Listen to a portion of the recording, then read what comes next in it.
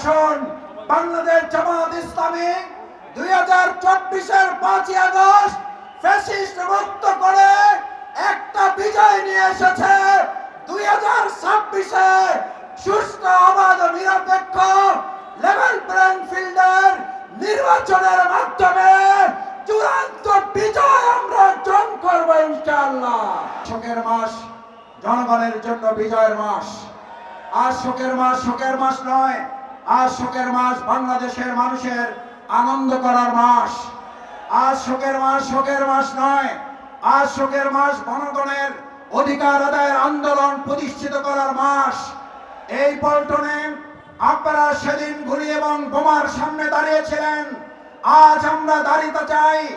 যদি কোনো টেন্ডারবাজ, দখলদারবাজ, সন্ত্রাসী আবার নতুন করে জনগণের অধিকার ছিনিয়ে নিতে চায়, এই পল্টনে আমরা 5ই আগস্ট মৎস্য ভবনে সকাল 11:30 ঠিক এই সময়ে গুলির সামনে দাঁড়িয়ে আপনারা যেমন সেনাবাহিনী, র্যাব, পুলিশের সামনে বুক পেতে দিয়েছিলেন, আগামী দিনে জনগণের অধিকার প্রতিষ্ঠার জন্য একটি সুস্থ সুন্দর নির্বাচন বাস্তবায়নের জন্য আরেকবার যদি বুক পাততে হয়, আপনারা কি রাজি আছেন?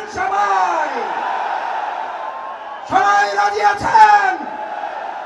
সংগ্রামী ভাই এবং বন্ধুগণ, 2024 সালের এই 12:30টায় প্রেস ক্লাবের সামনে মোহর গুলি বর্ষণ করা হচ্ছে।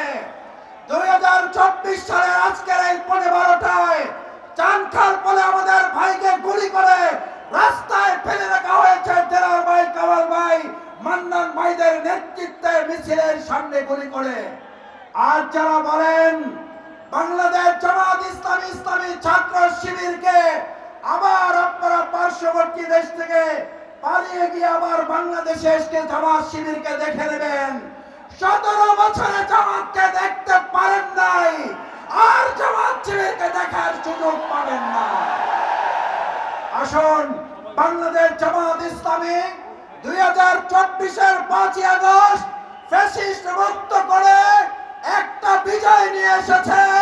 2026-এ সুষ্ঠু অবাধ নিরপেক্ষ লেভেল প্লেইং ফিল্ডের নির্বাচনের মাধ্যমে চূড়ান্ত